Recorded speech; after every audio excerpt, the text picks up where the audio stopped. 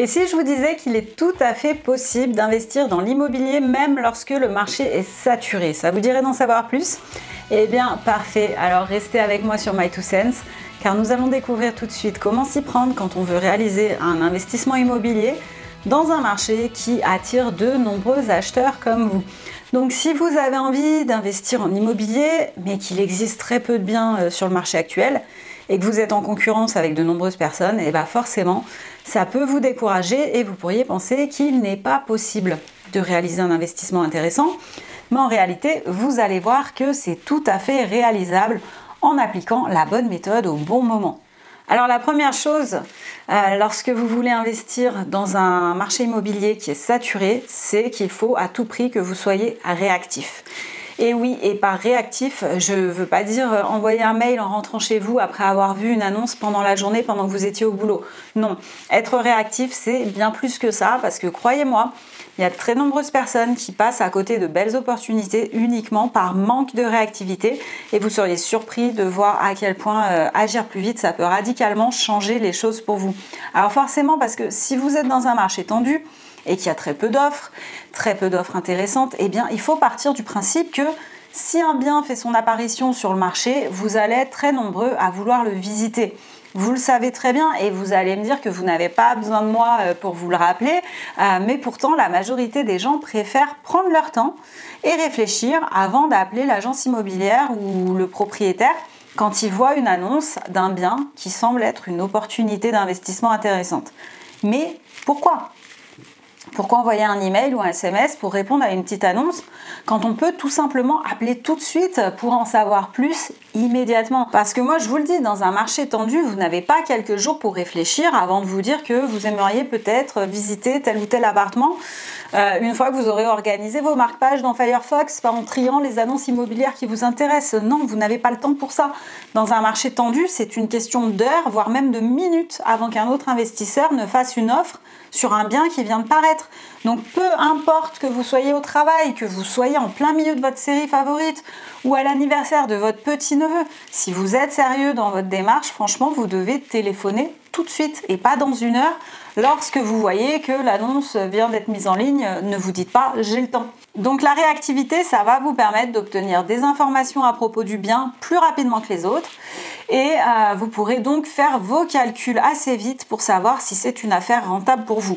Et en plus, si vous êtes la première personne à visiter le bien, ça peut également être un avantage. Mais la réactivité, ce n'est pas seulement dégainer son téléphone au bon moment. La réactivité, c'est aussi beaucoup de préparation en amont. Alors pour être prêt avant les autres, comment faire? Eh bien, pour être prêt à devancer les autres, il va falloir que vous connaissiez très bien votre marché, les immeubles du coin et que vous ayez les bons outils. Alors déjà, il va être important que vous ne soyez pas le dernier informé lorsqu'un nouveau bien est mis en vente dans votre secteur. Donc déjà, vous pouvez commencer tout de suite par activer toutes les notifications des sites web de toutes les agences immobilières de votre quartier que vous suivez pour être immédiatement prévenu quand un bien qui correspond à vos critères de recherche vient d'être ajouté sur leur site. Donc en gros, quand vous activez ces fonctionnalités, vous sélectionnez vos critères de recherche et vous recevrez un email ou une notif dès qu'un bien va correspondre à votre demande. Et de faire ça, ça va vous éviter de passer des heures à scruter les annonces pour rien. Ici, en fait, vous faites travailler votre ordinateur à votre place et votre recherche, elle est automatisée afin de ne vous envoyer que les biens qui sont dans votre secteur et dans vos prix.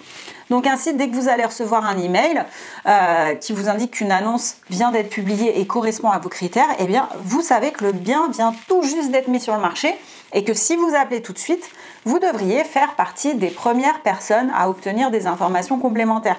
Mais là encore, c'est pas suffisant parce que c'est bien beau d'appeler pour demander une visite, mais si vous n'êtes pas disponible pour visiter tout de suite, eh bien, ça sert pas à grand chose. Donc être disponible, et ça même si votre emploi du temps est déjà bien chargé, c'est vraiment primordial. Quand on investit sur un marché tendu, il va franchement falloir faire quelques concessions, comme se rendre à des visites pendant vos pauses déjeuner au travail, emmener votre enfant de 2 ans en visite avec vous sous la neige la veille de Noël s'il le faut. Voilà ce qu'il faut être prêt à faire. Et au cas où vous vous poseriez la question, oui, c'est du vécu. Et j'ai franchement visité des biens dans des conditions mais vraiment déplorables, voire pires que celles que je viens d'énumérer. Et je suis certaine que vous aussi, vous vous êtes déjà retrouvés dans des visites compliquées. Mais vous le savez, quand vous avez un objectif qui est difficile, eh bien, il ne faut pas se laisser distraire par le reste. Donc si vous souhaitez l'atteindre, faites les concessions nécessaires. Donc soyez disponible pour faire des visites et plus d'excuses. Si vous voulez investir dans l'immobilier sur un marché tendu, c'est un vrai travail et ça va vous demander des efforts, surtout au moment de l'achat. Donc voilà. Si vous en êtes arrivé à ce stade de la vidéo, j'en tire la conclusion que vous êtes une personne réellement déterminée à réaliser un investissement, bien que la majorité de votre entourage vous rappelle peut-être que c'est peine perdue dans un tel marché, mais votre persévérance et votre réactivité, eh bien je suis sûre que ça va vous aider pour la suite. Parce que ce n'est pas terminé. Supposons que vous êtes quelqu'un de plutôt réactif. Vous avez obtenu une visite, vous vous rendez à cette visite rapidement, et ça, quel que soit votre emploi du temps ce jour-là. Vous êtes parvenu à tout faire rentrer dans votre agenda, c'est déjà un très bon début. Mais si vous n'êtes pas prêt ensuite à faire une offre, ou si vous mettez 3 jours à faire vos calculs et vos devis pour savoir si la rentabilité du bien est intéressante, eh bien là, ça ne sert plus à grand chose d'avoir pris de l'avance. Donc c'est la raison pour laquelle vous devez être prêt à faire une offre rapidement après avoir visité un bien qui vous intéresse. Alors je ne vous dis pas de faire une offre juste pour être plus rapide que les autres, c'est vraiment pas le but. Mais ce que je vous explique ici, c'est qu'une fois que vous avez fait votre visite, vous devez être capable de prendre une décision rapide. Est-ce que ce bien est fait pour vous ou pas ? Alors pourquoi c'est important de se décider rapidement quand il s'agit de faire une offre ? Eh bien, déjà, plus vous agissez vite et moins il y aura de chances que d'autres personnes visitent le bien. Et puis, se décider vite, ça veut aussi dire passer rapidement à autre chose et reprendre vos visites rapidement et vos recherches si finalement vous décidiez de ne pas faire d'offre sur le bien que vous venez de visiter. Parce qu'il faut aussi savoir passer à autre chose très vite dans un marché immobilier tendu. Donc clairement, si le bien que vous venez de voir ne correspond pas à vos attentes, si la rentabilité n'est pas celle que vous espériez après avoir fait vos calculs et que vous n'avez pas vu de réel potentiel, eh bien next, on passe à la suite. C'est pas la peine d'hésiter pendant des jours et des jours. Alors bien sûr, ça semble facile comme ça quand on en parle, mais vous allez sûrement me dire que dans la pratique, quand vous devez prendre une décision aussi importante, eh bien vous êtes plus hésitant. Alors oui, voilà, je dis pas qu'il faut foncer sans réfléchir, loin de là, et je pense que c'est normal d'hésiter quand on fait un achat si important. Mais si vous vous retrouvez dans une sorte de paralysie qui vous empêche complètement d'avancer et de prendre votre décision, là vous devriez certainement revoir votre processus d'achat pour reprendre confiance en vous. Et si vous avez suffisamment étudié votre marché et que vous savez faire votre comptabilité comme il faut pour estimer le plus précisément possible les coûts de votre investissement, eh bien ce que ça va impliquer en termes d'impôts, estimer votre retour sur investissement en termes de temps et d'argent, si vous savez faire tout ça, eh bien ça devrait être beaucoup plus facile pour vous et vous pourrez prendre une décision plus éclairée. Donc si vous n'en êtes pas encore arrivé à ce stade, eh bien renseignez-vous davantage sur l'investissement immobilier. Visitez d'autres biens pour mieux connaître votre marché. Renseignez-vous au maximum pour limiter les risques. Parce que pour se lancer dans un investissement sur un marché tendu, il vaut mieux être confiant dès le départ et savoir ce que vous faites. Et pour être confiant, rien de tel que des chiffres, des faits, des résultats convaincants, n'est-ce pas ? Donc avant même de vous lancer dans des visites, vous pouvez commencer par faire vos estimations à l'aide d'un tableur comme Excel ou Google Sheets et vous entrez vos chiffres afin de vérifier les biens que vous allez visiter. Comme ça, vous pouvez voir tout de suite si vous pensez qu'ils seront rentables. Donc plus vous serez précis dans vos estimations, et plus ce sera facile pour vous de décider. Et alors justement, puisqu'on parle d'estimation, s'il y a bien une chose que vous pouvez faire avant de vous lancer dans les visites, c'est aussi votre simulation de financement auprès des différentes banques ou même auprès de votre courtier.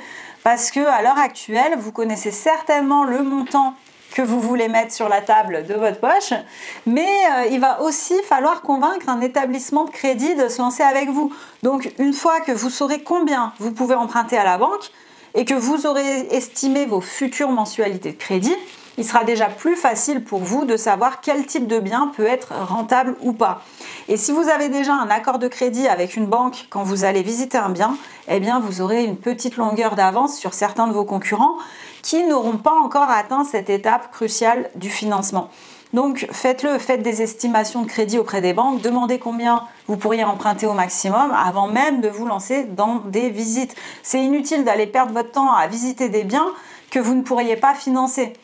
Donc dans un marché tendu, vous devez aussi prouver et montrer aux vendeurs que vous savez ce que vous faites et que vous êtes prêt à acheter, que vous n'êtes pas là uniquement pour faire des visites, pour mieux comprendre comment fonctionne le marché.